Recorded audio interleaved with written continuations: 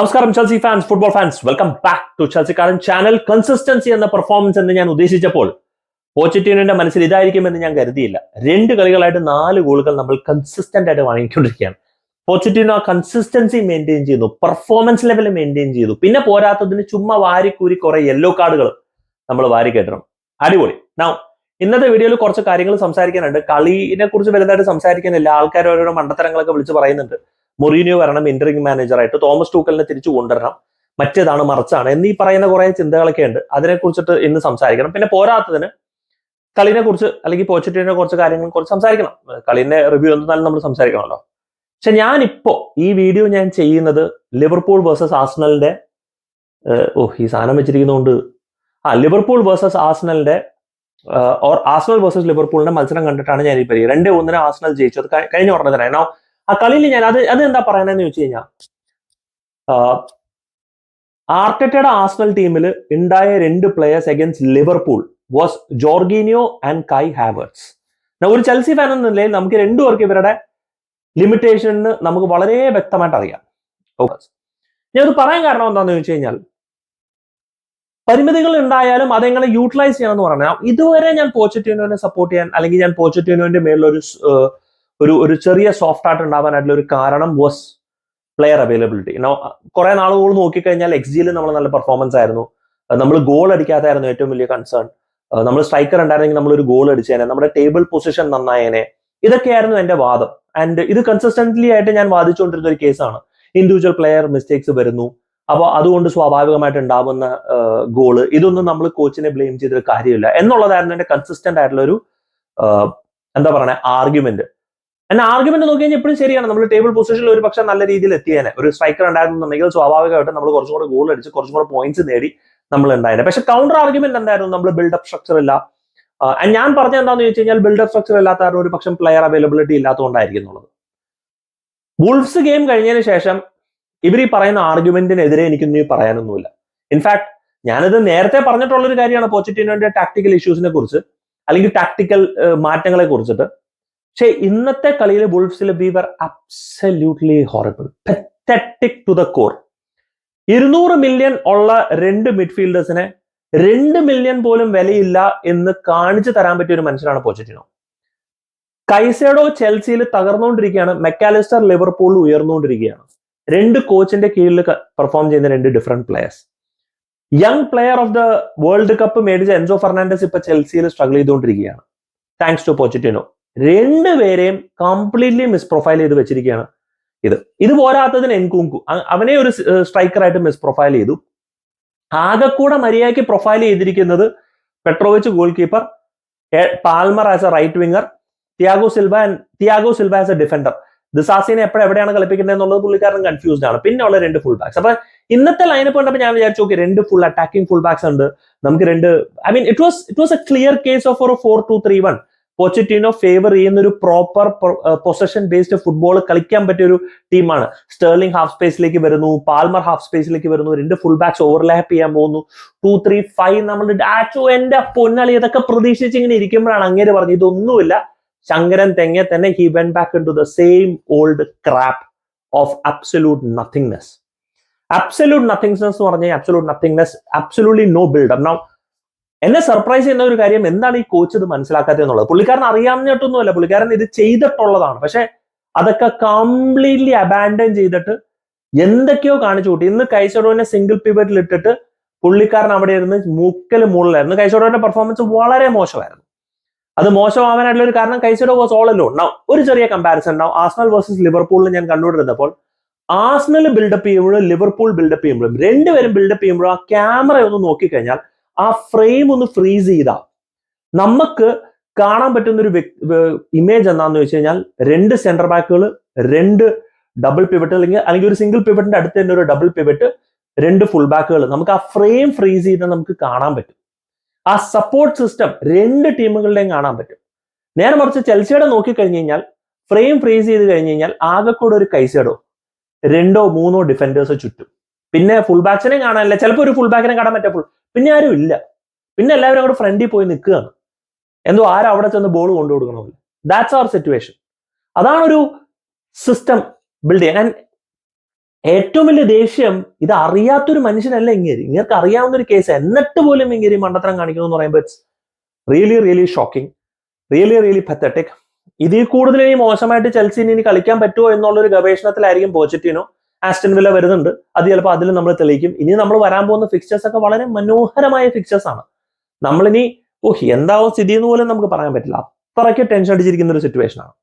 അപ്പൊ ഇതെല്ലാം കഴിഞ്ഞ് മാച്ചിന്റെ ഇത്രയും മോശം പെർഫോമൻസ് കഴിഞ്ഞ് 4 ഗോളും മേടിച്ച് പിന്നെ അതിനിടയ്ക്ക് നമ്മൾ 1-2 ചാൻസും മിസ് ചെയ്ത് എല്ലാം കഴിഞ്ഞ് നമ്മൾ ഇരിക്കുമ്പോഴാണ് എല്ലാവരും ആണ് ജോസെ മൊറീനിയോനെ കൊണ്ടുവരുന്നത്. എന്റെ പൊന്നും മക്കളെ, എന്ത് ധൈര്യത്തിലാണ് ഈ ജോസെ മൊറീനിയോനെ കൊണ്ടുവരുന്നത്? ഇതൊക്കെയാണ് ഒരു ചിന്തയില്ല, ഇമോഷണലി കുറെ ഇങ്ങോട്ട് ചിന്തിക്കുക. ജോസെ മൊറീനിയോനെ കൊണ്ടുവരാം, ജോസെ മൊറീനിയോനെ കൊണ്ടുവരാം. അങ്ങേര് yes he is an icon in ചെൽസിയിൽ എന്നും ഒരു പക്ഷേ the most favoured coach of all time. ഇനി അദ്ദേഹം വന്നിട്ട് മേ ബി ഒരു 6 മാസത്തേക്ക് വന്നു കഴിഞ്ഞാൽ കാര്യമില്ല. അദ്ദേഹത്തിന്റെ മാനേജ്മെന്റ് ഒക്കെ പണ്ടത്തെ ശൈലിയാണ്. അതൊക്കെ വന്ന് 2 പ്ലേയേഴ്സിനൊക്കെ ചീത്ത പറഞ്ഞാൽ ഉള്ള ക്യാമറാഡറിയും കൂടെ പോകും, ഉള്ള ഡ്രസ്സിംഗ് റൂമും കൂടെ എന്തെങ്കിലുമൊക്കെ രീതിയിൽ പോകും. കൊച്ചു പിള്ളേരെ മാനേജ് ചെയ്യാൻ വേണ്ടിയിട്ടാണ് ഒരു കോച്ച് വരേണ്ടത്. മേ ബി ജോസെ മൊറീനിയോ വന്നു കഴിഞ്ഞാൽ സക്സസ്ഫുൾ ആണ്. ഇതൊക്കെ ഒരു വൈൽഡ് ഗസ്സാണ്. അദ്ദേഹം കഴിഞ്ഞ കുറച്ച് സീസണുകളായിട്ട് സാക്കാകപ്പെട്ടുകൊണ്ടിരിക്കുന്ന ഒരു മാനേജറാണ്. യെസ്, റോമേനെ ഒരു കപ്പടിപ്പിച്ചു, കുറെ വർഷങ്ങൾക്ക് ശേഷം കപ്പടിപ്പിച്ചു എന്നുള്ളത് സത്യം തന്നെയാണ്, ഇല്ലാന്നൊന്നും പറയുന്നൊന്നുമില്ല. പക്ഷെ അദ്ദേഹത്തിന്റെ മാനേജ്മെന്റ് ആയിട്ട് റിലേഷൻഷിപ്പ് നമ്മുടെ ഇപ്പോഴത്തെ മാനേജ്മെന്റ് ആണോ എന്ന് ആലോചിച്ചോണം. അതൊക്കെ വളരെ അതൊന്നും ഇല്ല, അത് കഴിഞ്ഞു. ഇമോഷണലി ചിന്തിച്ച് കഴിഞ്ഞാൽ ജോസെ മൊറീനിയോ എന്നാ പിന്നെ നമുക്ക് എന്താ പറയണേ, മരിച്ചുപോയ വല്ല കോച്ചുകളുടെ പേര് പറയാം. ഒരു ചിന്തയില്ലാണ്ട് ജോസെ മൊറീനിയോ കൊണ്ടുവരാം, എന്തെങ്കിലും ഒരു തോട്ട് പ്രോസസ്സ് വേണ്ടേ? നമ്മള് മുന്നോട്ടാണ് പോകേണ്ടത്, പുറകിലോട്ടല്ല പോകേണ്ടത്. ഇവിടേക്കാണ് ഒരു പക്ഷേ ഒരു ഓസ്ട്രേലിയൻ ക്രിക്കറ്റ് ടീമിനെയൊക്കെ ഞാൻ ആരാധിച്ചു പോകുന്നു. ഇവരുടെ ഷെയ്ൻ വാൺ വിരമിച്ചതിന് ശേഷം എല്ലാവരും ക്യാമ്പയിൻ ചെയ്തു ഷെയ്ൻ വാണിനെ തിരിച്ചു കൊണ്ടുവരുന്നത്. ഓസ്ട്രേലിയ പറഞ്ഞു no we are looking forward. നമ്മൾ മുന്നോട്ടാണ് പോകേണ്ടത്, പുറകിലേക്കല്ല പോകേണ്ടത്. ഇനി ജോസെ മൊറീനിയോ വന്ന അദ്ദേഹം എൻറ്റയർ ഫിലോസഫി വേറെയാണ്. അദ്ദേഹത്തിന്റെ സെക്കൻഡ് കമ്മിങ് വളരെ സക്സസ്ഫുൾ ആയിരുന്നില്ല. അപ്പൊ എല്ലാവരും ചുമ്മാ പിന്നെ ഈ പിള്ളേരെ വെച്ച് കളിപ്പിക്കാൻ ജോസെ മൊറീനിയോ വന്നാൽ ഈ പിള്ളേരെ വെച്ചിട്ട് കളിപ്പിക്കാനൊന്നും പറ്റുമൊന്നുമില്ല. പിന്നെ പറയുന്ന പോലെ ഈ കോച്ചുകളെ കൊണ്ടുപോകുക, ആ കോച്ചുകളെ കൊണ്ടുപോകുക, ഹാൻസി Flick may be it's A better option. അങ്ങനെയൊക്കെയുള്ള പേരുകളൊക്കെ പറഞ്ഞു കഴിഞ്ഞാൽ അറ്റ്ലീസ്റ്റ് കുറച്ചെങ്കിലും നമുക്ക് കേൾക്കാൻ ഒരു രസമുണ്ട്.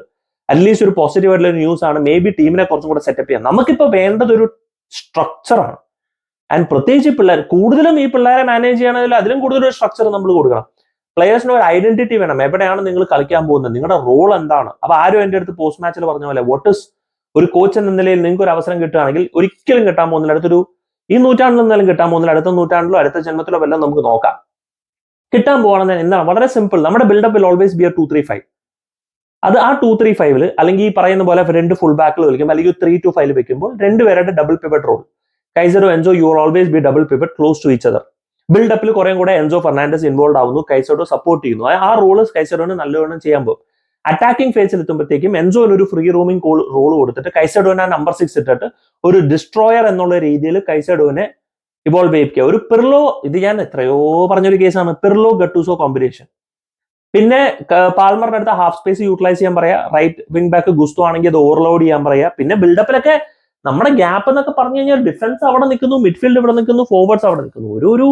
ഒരു ലക്കും ലഗാനും ഇല്ല. അത് സാരി. പിന്നെ അറ്റ്ലീസ്റ്റ് ഒരു കൊഹീസീവ്നെസ് കൊണ്ടുവരണം, ഗ്യാപ്പ് ബിറ്റ്വീൻ ഡിഫറൻസ്. ഇതൊക്കെ ബേസിക് കോച്ചിങ് എലമെന്റ് ആണ്. നമ്മൾ ഇത്രയും ഹൈ ലെവൽ എലീറ്റ് ലെവൽ കോച്ചുകൾക്ക് ഇതൊന്നും മനസ്സിലാവുന്നില്ല എന്ന് പറഞ്ഞാൽ ഇറ്റ്സ് അബ്സല്യൂട്ട്ലി ഷോക്കിംഗ്, സത്യം പറയുകയാണെന്നുണ്ടെങ്കിൽ. പിന്നെ പേര് കേൾക്കുകയാണെങ്കിൽ മൊറീസിയോ സാരിയുടെ ഒരു പേര് കേൾക്കുകയാണെങ്കിൽ ഐ വിൽ സേ 100% മൊറീസിയോ സാരി. കാരണം മൊറീസിയോ സാരിക്ക് പറ്റിയ ഒരു സിസ്റ്റമാണ്. He place A 4-3-3. ആ 4-3-3 കളിക്കാൻ പറ്റിയ പ്ലേയേഴ്സ് നമ്മുടെ കയ്യിലുണ്ട്. കാന്റേനെ നമ്പർ 8 ആയിട്ട് പുള്ളിക്കാരനാണ് കളിപ്പിച്ചത്. കൈസഡോനെ അവിടെ 8 തന്നെ കളിപ്പിക്കും. ആൻഡ് കൈസഡോനെ മാക്സിമം പുള്ളിക്കാരൻ ഡെവലപ്പ് ചെയ്യും എന്നുള്ള കാര്യം. എൻസോ ഫെർണാണ്ടസിനെ നമ്പർ 6 ആയിട്ട് പുള്ളിക്കാരൻ ഇങ്ങനെ സന്തോഷിച്ചിരിക്കും. കാരണം he needs that number 6. And ഒരു സിസ്റ്റത്തിൽ കളിക്കാനുള്ള ഒരു പ്ലെയർ ആണ്. ആ സിസ്റ്റത്തിൽ കളിക്കാൻ പറ്റിയ പ്ലെയേഴ്സ് ആണ് നമ്മുടെ കയ്യിൽ ഇപ്പോൾ അവൈലബിൾ ഉള്ളത്. പിന്നെ തോമസ് ടൂക്കലിന്റെ പേര് കേൾക്കുന്നു. ഇത് കേട്ട് ഞാൻ മടുത്തു, പറഞ്ഞ് ഞാൻ മടുത്തു. അദ്ദേഹം UCL ഫൈനലിൽ നമ്മളെ കൊണ്ട് ജയിപ്പിച്ചു, കപ്പടിപ്പിച്ചു എന്നുള്ളത് വളരെ സത്യം തന്നെയാണ്. പക്ഷെ അതല്ലാണ്ടുള്ള കളികൾ മൊത്തത്തിൽ വിലയിരുത്തി കഴിഞ്ഞാൽ I don't think it was an exceptional time at Chelsea. He won us the cup. അതിൽ മാസീവ് റെസ്പെക്ട്. കുറെ യങ്സ്റ്റേഴ്സിനെ വെച്ച്, ആരൊക്കെയായിരുന്നു യങ്സ്റ്റേഴ്സ്? ആസ്പിലക്വറ്റയോ, റൂഡിഗറോ, ക്രിസ്ത്യൻസനോ, തിയാഗോ സിൽവയോ, ജോർഗീനിയോ, കോവച്ചിച്ച്, കാണ്ടെ, ഇതിൽ ആരാ യങ്സ്റ്റർ? ആ യങ്സ്റ്റേഴ്സിൽ എല്ലാവരും എക്സ്പീരിയൻസ്ഡ് ആയിട്ട്. ഈ തോമസ് ടൂക്കലിന്റെ ഏറ്റവും വലിയ പ്രശ്നം എന്തായിരുന്നു വെച്ച് കഴിഞ്ഞാൽ ഫ്രണ്ട് ആയിരുന്നു. അതിൽ മേസൺ മൗണ്ട് അത്യാവശ്യം നല്ലോണം കളിച്ചുകൊണ്ടിരിക്കുന്ന ഒരു സമയമായിരുന്നു. പിന്നെ കായ് ഹാവേർട്സും ടീമോ വേണറും, പിന്നെ ഹക്കീം സിയച്ചും ക്രിസ്ത്യൻ പുളിസിക്കും ഒന്നും അവൈലബിൾ ആയിരുന്നില്ല. പക്ഷെ ഈ പറയുന്ന റൂഡികളും ഈ മറ്റേ ക്രിസ്ത്യൻസിനും ഒക്കെ പോയതിനു ശേഷം പിന്നെ വന്ന ഡിഫെൻസീവിൽ പിന്നെ നമുക്ക് ഇഷ്യൂസ് ഉണ്ടായി. Tactically we had issues. In fact Thomas ടുക്കലിന്റെ അറ്റാക്കിംഗ് ഫിലോസഫിനെ കുറിച്ചിട്ട് ഞാനൊരു വീഡിയോ ചെയ്തിട്ടുണ്ട്. Attacking we look totally clueless. അതിനെക്കുറിച്ച് ഒരു വീഡിയോ ചെയ്യുന്നുണ്ട്. ഇൻഫാക്ട് തോമസ് ടുക്കലിന്റെ ഒരു സിസ്റ്റം ഭയങ്കര പാസീവ് ആണ്. Left to right, left middle, tennis കളിക്കുന്ന പോലെയാണ്. അറ്റ്ലീസ്റ്റ് പോച്ചറ്റിനോനെ നമ്മൾ ടെന്നീസെങ്കിലും കാണുന്നില്ല. അപ്പോൾ വളരെ ഇമോഷണൽ ആയിട്ട് ചിന്തിച്ചിട്ട് തോമസ് ടുക്കലിനെ കൊണ്ടുപോയി ജോസെ മൊറീനിയോനെ കൊണ്ടുപോയെന്നൊന്നും പറയാനുള്ള അർത്ഥമില്ല. പിന്നെ പോരാത്തതിന് ഇപ്പൊ ബയണിൽ നടക്കുന്ന സിറ്റുവേഷൻസ് നോക്കി കഴിഞ്ഞു കഴിഞ്ഞാൽ അവിടെയുണ്ട് ഒരുപാട് ക്രിറ്റിസിസം ഇല്ല. ഇനിയിപ്പോ ഇങ്ങനെ ഇപ്പൊ ഫയർ ചെയ്ത് കഴിഞ്ഞാൽ തന്നെ ഇന്ററിംഗ് മാനേജർ ആര് വന്നിട്ട് കാര്യമൊന്നുമില്ല. It's A very very young team. Unfortunately A very young team. ഒരു എക്സ്പീരിയൻസ് ടീമിൽ രണ്ട് യങ് പ്ലേയേഴ്സ് ഉണ്ടെന്നുണ്ടെങ്കിൽ നമുക്ക് എന്താ പറയണേ, നമുക്ക് അതിനെക്കുറിച്ച് നമുക്ക് സംസാരിക്കാം. പക്ഷെ ഇതെന്താ സിറ്റുവേഷൻ എന്ന് പറഞ്ഞു കഴിഞ്ഞാൽ എല്ലാവരും യങ്സ്റ്റേഴ്സ് ആണ്. അതിൽ എക്സ്പീരിയൻസ് പ്ലെയർ. ഇപ്പൊ ആർട്ടറ്റയുടെ കേസ് പറയുകയാണെന്നുണ്ടെങ്കിൽ തന്നെ അതിലിപ്പോ നോക്കിയാൽ തന്നെ ഒരുപാട് യങ് പ്ലേയേഴ്സ് ഉണ്ട്. പക്ഷെ ആ യങ് പ്ലേയേഴ്സിൽ സാക്ക അറ്റ്ലീസ്റ്റ് 1-2 സീസൺ ഇപ്പോ കുറച്ച് എക്സ്പോസ്ഡ് ആണ് in premier league in the club itself. And Gabriel Martinelli is also very young. Odegaard is young. അവർ യങ് ടീമാണ്. അപ്പൊ അതിൻ്റെതായ ചാലഞ്ചസും ആർട്ടറ്റ ഫേസ് ചെയ്യുന്നുണ്ട്. പക്ഷെ എന്നാൽ പോലും തന്നെ ഈ സീസണിലും വീണ്ടും ടൈറ്റിൽ കണ്ടന്റേഴ്സ് ആയിട്ട് ചാലഞ്ച് ചെയ്തുകൊണ്ടിരിക്കുകയാണ്. പിന്നെ അഫ്കോഴ്സ് അദ്ദേഹത്തിന് സമയം കിട്ടിയ എന്നുള്ളത് യാഥാർത്ഥ്യം. പക്ഷെ സമയം കൊടുക്കാൻ വേണ്ടിയിട്ട് നമ്മൾ എന്തെങ്കിലും കാണണ്ടേ? ഇത്രയും നാളെ ഞാൻ പിടിച്ചുപറിച്ചുകൊണ്ടിരിക്കുന്ന പോച്ചറ്റിനോ ടീമിനെ കിട്ടിയാൽ കാണിക്കും, ആ സെറ്റപ്പ് കാണിക്കുന്ന അവസാനം ടീമിനെ കിട്ടി കഴിഞ്ഞപ്പോൾ അങ്ങ് സെറ്റപ്പും കാണിച്ചില്ല, ഒരു മണ്ണം കട്ടയും കാണിച്ചില്ല. ആ കാർണേച്ചൊക്കോ മെക്കാനൊക്കെ അങ്ങനെ എന്തിനാ ഉപയോഗിക്കണമെന്ന് ആർക്കറിയാം. ജാക്സനൊക്കെ സബ്സ്റ്റിറ്റ്യൂട്ട് വന്നു, എന്തിനു വന്നു ആർക്കറിയാം. So totally clueless, butter clueless. ഇനിയിപ്പോ ആ ടീമിൽ ആ കൂടെ വരാനുള്ള റീസ് ജെയിംസും ഫൊഫാനയും ലാബിയും മാത്രമേ ഉള്ളൂ. അതിൽ ലാബിയെ വിട്, ഓൾറെഡി റീസ് ജെയിംസും ഫൊഫാനയും മാത്രമേ ഉള്ളൂ. അതിനുള്ള പൊസിഷൻ ഓൾറെഡി നമ്മുടെ അവൈലബിൾ ആണ്. So I mean this is horrible, beyond horrible. Aston വില്ലയൊക്കെയായിട്ടൊക്കെ നമ്മൾ എന്താണോ കാണിക്കാൻ പോണേ നമുക്ക് തന്നെ എനിക്ക് അറിയില്ല. ഇപ്പൊ ഞാൻ സർപ്രൈസ്ഡ് ഒന്നുമില്ല, നമ്മൾ ഗോൾ കൺസിഡർ ചെയ്യുന്നില്ല, നമ്മൾ മിസ്റ്റേക്കിലൊന്നും ഞാൻ സർപ്രൈസ്ഡ് അല്ല. ഒരു പരിധി വരെ നമുക്ക് വേണമെങ്കിൽ മിസ്റ്റേക്ക് നമുക്ക് പറയാം പ്ലേയേഴ്സിന്റെ ആണ്. പക്ഷെ അത് കൺസിസ്റ്റന്റ്ലി കാണുമ്പോൾ നമുക്കത് മനസ്സിലാക്കണം. That is due to tactical. ഒരു ലെവല് കഴിഞ്ഞ് കഴിഞ്ഞാൽ I think it's done. I think it's very clear. Pochettino has to go out. He is incapable to manage this squad. ഇത്രയും നാളെ ഇഞ്ചുറീസ്, നമ്മളെ XG മറ്റൊന്നും പറഞ്ഞുകൊണ്ടിരുന്നെങ്കിലും വുൾഫ്സിനെതിരെയുള്ള മത്സരം ഇറ്റ് ഇസ് ക്ലിയർലി ഇവിടെ. Unless and until he does something really magical. പറയുന്ന അടുത്ത 2 മത്സരങ്ങളിൽ മാജിക്കലായിട്ട് അതൊന്നും നടക്കില്ല. അതൊക്കെ നമുക്ക് വെറുതെ ഇങ്ങനെ സിനിമയിലൊക്കെ കാണുന്ന പോലെ നമുക്ക് ഇങ്ങനെ സ്വപ്നമൊക്കെ കാണാം. അവസാനത്തെ നിമിഷങ്ങളൊക്കെ ആൾക്കാർ തിരിച്ചു വരാം. പക്ഷെ reality that crap doesn't happen. Anyway, that's my thoughts. Do let me know guys your thoughts in the comment section. Thank you so much for watching. Signing off, SK from Chelsea Karan.